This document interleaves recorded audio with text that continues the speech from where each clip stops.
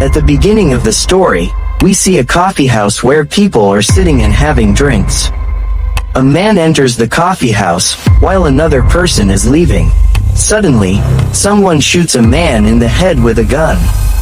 The gunshot causes chaos, and everyone in the coffee house runs out in panic. Nobody realizes who was shot. Soon after, the street outside becomes empty. Inside the coffee house, the people stare at the fallen man helplessly. One person tries to call the police, but the signal doesn't work. Others check their phones, but theirs also fail, which makes everyone even more anxious. They don't understand what's happening. A waiter comes out to help the fallen man, but he too is shot in the head. The people inside witness this and scream in fear. Everyone collapses to the ground, realizing that it's too dangerous to leave the coffee house. They watch the news on TV, but there is no report about the incident.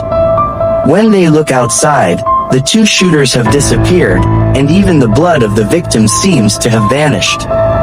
They are shocked, unsure what has happened to the dead men.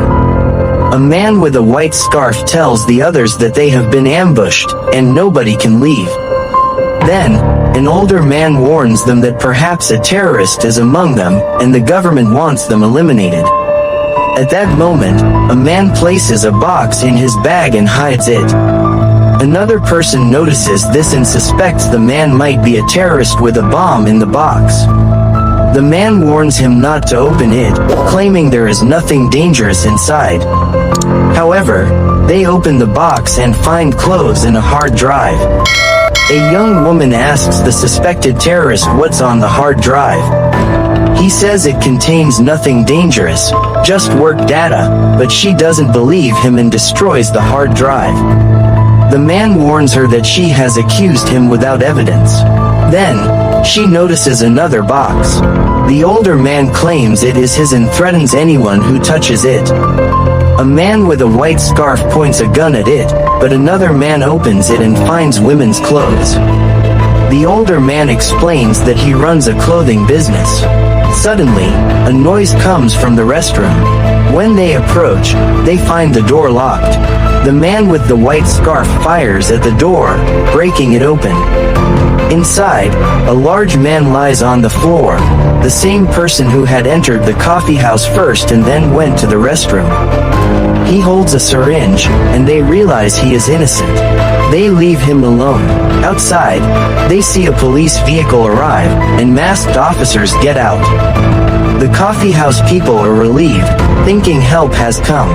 They start cheering and try to assist, even setting fire to tires near the vehicles.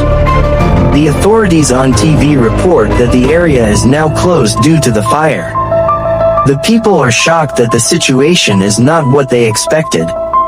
The man from the restroom emerges, his body swollen and eyes damaged. He warns them not to approach, but he collapses and dies. A mobile phone falls from his hand, and another person picks it up. They discover it belongs to a commander, realizing he was a government official. The man explains that the terrorists are still monitoring them, and they cannot leave the coffee house safely. They attempt to get a signal on the phone and call for help, but during the struggle, the table breaks, and they fall to the ground. A woman warns them not to touch the phone, saying that whoever touches it is considered a terrorist. The group splits into two, 3 people together, and 5 people in another group.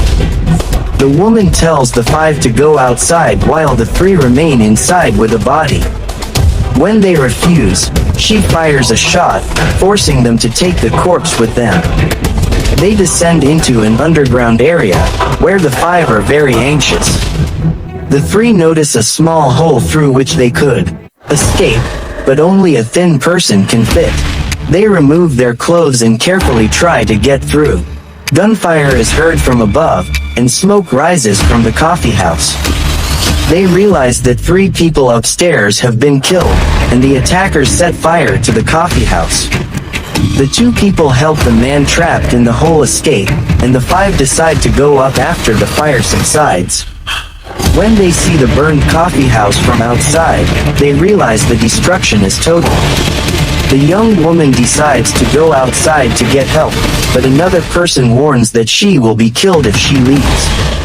They communicate quietly, and fortunately, messages arrive on their phones.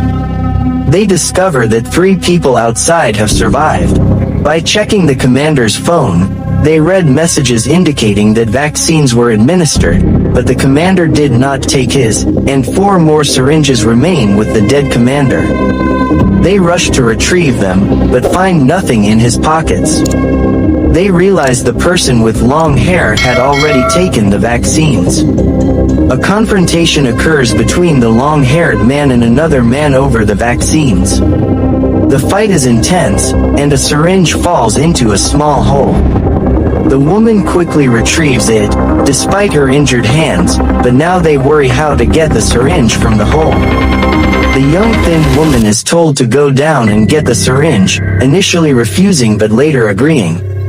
She delivers the 3 syringes, while the group of 4 realizes they need them all. She instructs the 4 to go down if they want the vaccines. They enlarge the small hole to pass through. She hides the vaccine safely. Outside, they see many police officers with vehicles, and the officers fire at them. The group descends, continuing the fight. The long-haired man fires at another, and 3 people accuse him of murder. The boy asks the young woman for the vaccines. She tells him to first dispose of the gun in the water, then she will give them. The long-haired man is thrown into the water along with the boy, and both die. Finally, the young woman opens the syringes and injects herself.